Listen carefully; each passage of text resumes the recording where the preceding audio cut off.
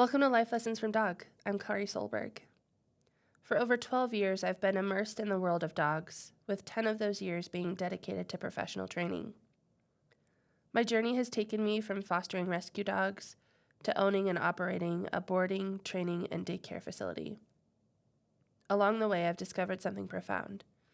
Our dogs are some of the best teachers we'll ever have. Through countless experiences, I've learned life-changing lessons from the dogs I've worked with.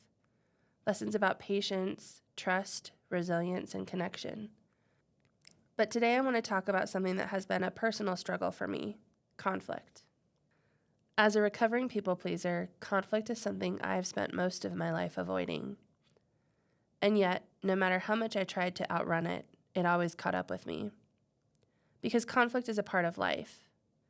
Whether in family, relationships, work, or community, we cannot escape it. What we can do is learn how to navigate it in a way that fosters growth instead of prolonging discomfort. And as always, dogs have a lot to teach us about this. I was reminded of this just this last weekend, actually. As I'm sure you may be able to hear, I'm currently recovering from what we lovingly call the dog show crud that annually makes its rounds after our first dog show of the season here in Colorado. Around here, we all look forward to the February shows as an opportunity to get new dogs out into the circuit and shake the cobwebs off from winter, even though we're generally fighting snow and freezing temps through the weekend. I went into the show ready to enjoy the weekend, focus on my dogs, and connect with friends and clients over our shared hobby. But before I knew it, I found myself swept right back into old dynamics. Conversations I didn't want to have, tension that I wasn't expecting to happen, and just the kind of stuff that makes you roll your eyes and wonder, why do I keep doing this to myself? At the end of each day, I caught myself stewing and getting more annoyed than I wanted to be. Not just at the situation, but at myself. Why was I letting this take up so much space in my head? So I took a step back.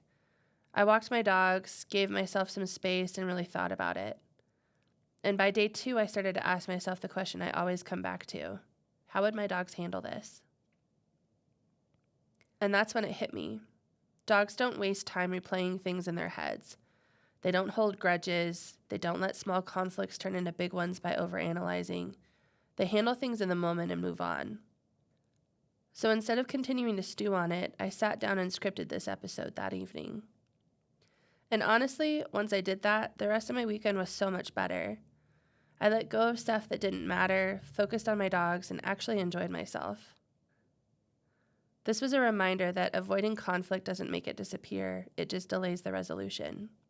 So today, I want to talk about how dogs handle conflict, what we can learn from them, and why avoiding confrontation might actually be making things harder than they need to be.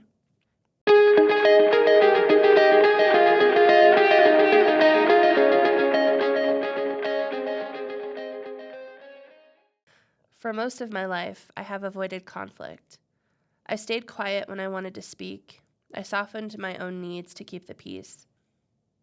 This wasn't just a personality quirk. It was actually a survival mechanism that I developed at a young age.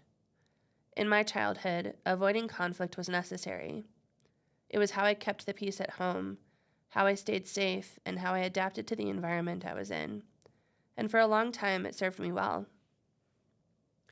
When you're a kid, you do what you have to do to maintain stability, even if that means shrinking yourself or silencing your opinions or learning to anticipate tension before it even happens. But here's the thing: what works for survival doesn't always work for growth. The problem was, I carried that survival instinct with me long after I no longer needed it. I took it into friendships, into work, and into my adult relationships. And suddenly, what had once been a tool for self-preservation became a barrier. Because avoiding conflict doesn't make it go away. It just delays the resolution. Unspoken issues don't resolve. They build. Over the past decade, I've made a conscious effort to improve my communication skills. Therapy, relationships, business, each has been its own classroom, teaching me that facing conflict with clarity is always better than burying it. A large part of my job is communication, And I found that the better that I can be about addressing things head on, the better the results I achieve with my clients. And the more I studied communication, the more I realized that my tendency to avoid conflict was holding me back, not just in business, but in life. That realization led me to start looking at how conflict is handled in the canine world. Dogs don't avoid conflict, they address it in the moment. When a dog corrects another dog for stepping over a boundary, whether it's guarding a resource, vying for position, or responding to an inappropriate social interaction, it's direct. It's clear, and then it's over. One of the biggest things I've learned from watching dogs is that when conflict is not resolved immediately, it escalates. If two dogs have tension and that tension isn't addressed, each time they encounter one another, the intensity builds. The unresolved energy lingers, and when the moment finally comes where it has to be addressed, it's often bigger than it needed to be. Sound familiar? Humans do this all the time. We let things fester. We tell ourselves it's not a big deal and then we'll deal with it later, that it's better to just keep the peace. But unresolved tension doesn't go away. It sits under the surface, growing heavier, until it eventually explodes into something much bigger than the original issue. Dogs don't let it get that far. They don't hold grudges. They don't stew in resentment. They communicate their needs, address the issue, and move on. And, much like humans, sometimes the resolution isn't about repair. It's about recognizing incompatibility. A great example of this is how dogs interact with puppies.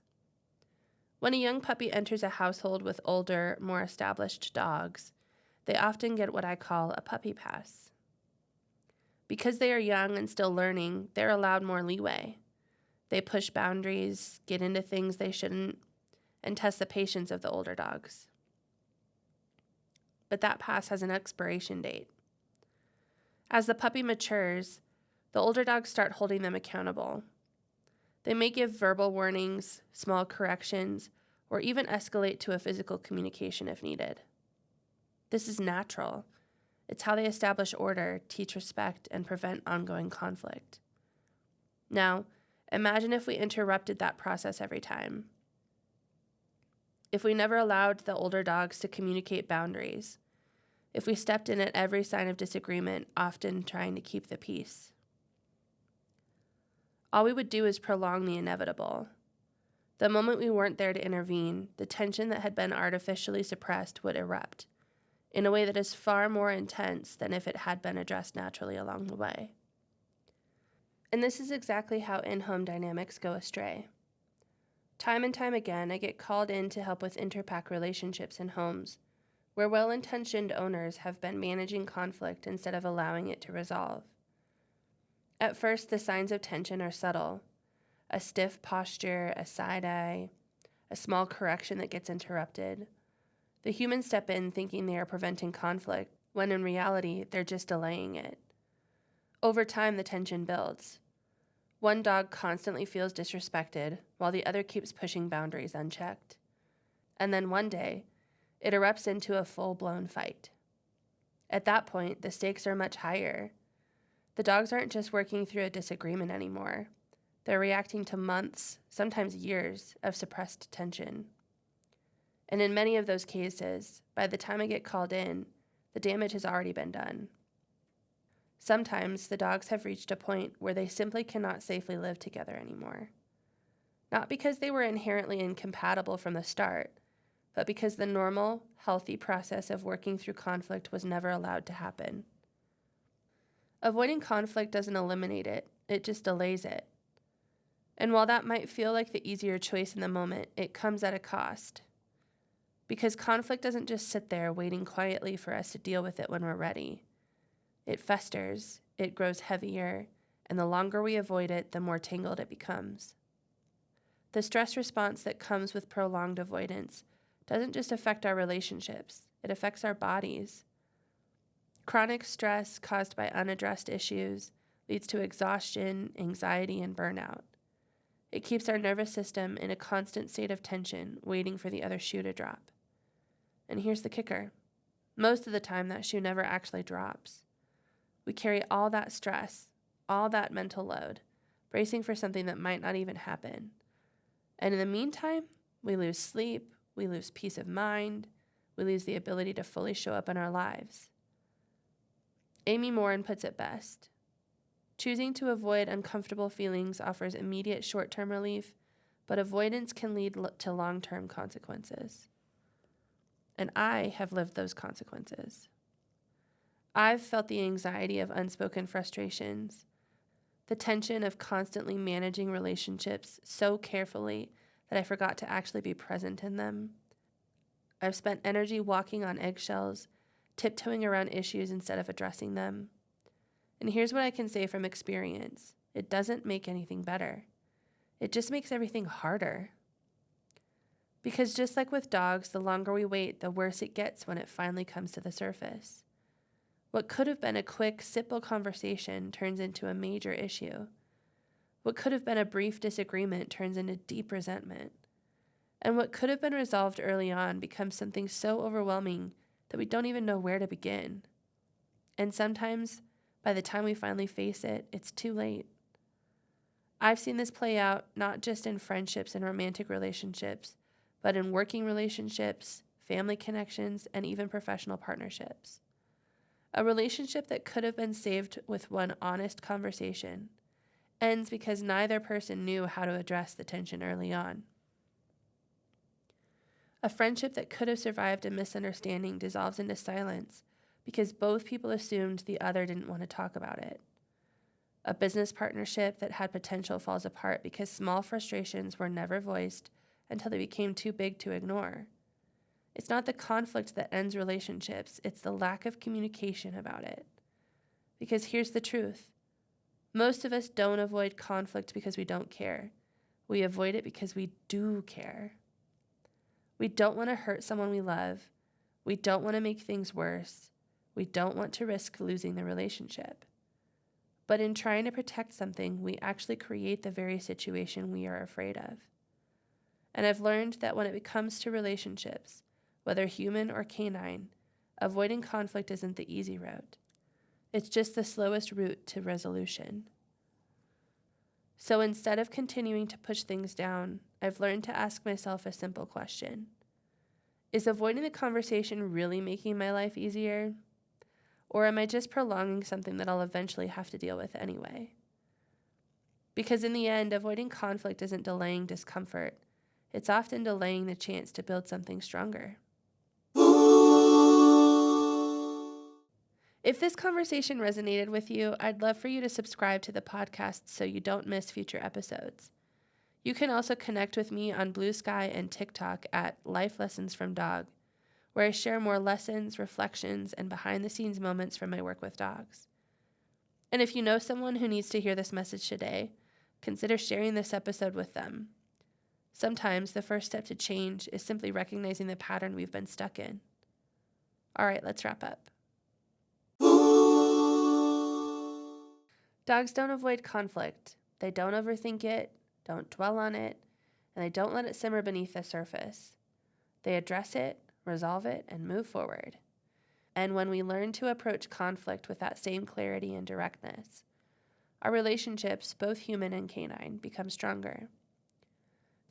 So my challenge to you this week is, where in your life are you avoiding conflict? Is there a conversation you've been putting off? A relationship where tension has been building? A situation that you know deep down that needs to be addressed? Where are you pushing something aside that might be better dealt with now rather than later? Because here's the thing.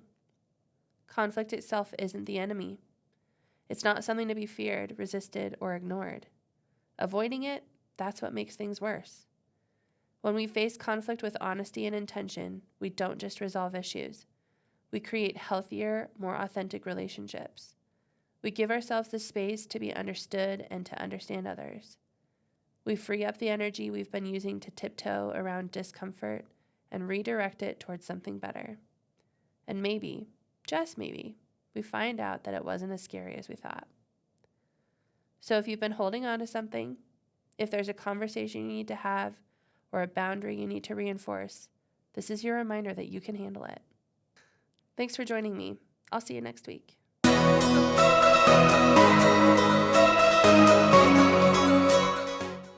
Next week, we're diving into a conversation that isn't always easy, but one that we all face at some point: grief. Grief isn't just about losing the ones we love. It shows up in so many ways: the loss of a job, a friendship, a home, even a version of ourselves we once knew. And when we recognize this, we can start to see grief not as something to fear, but as something that teaches us how to move through life's transitions with more grace and understanding. I'll be sharing the story of CB, a dog whose struggles with aggression ultimately led to one of the hardest decisions I've ever had to make. His story, along with the many losses I've experienced in my own life, including the recent passing of my mom, has shaped the way I understand grief, love, and the power of letting go. If you've ever struggled with loss, whether it's saying goodbye to a beloved dog or navigating one of life's many other goodbyes, I invite you to join me for this episode.